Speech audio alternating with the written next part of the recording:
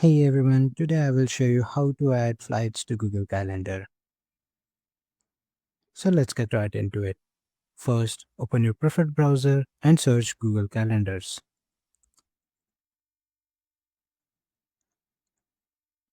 Now click on the first link that pops up.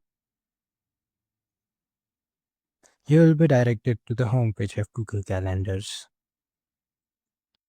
Now, you can either manually add your flights here or enable an option in Calendar which automatically registers flights booked by your email. To add manually, you can just click on the day and time where you want to add your flight, and it should create a small pop-up where you can name it and choose a day and time according to your time zone. Now click save and it should be added. Now to automatically add your flights, click on the gear icon on the top right corner and go to settings. Once here, click on the Google Workspace Smart Features on the left side.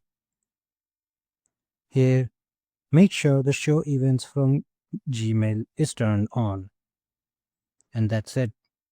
Thank you for watching. Hope this guide was helpful for you.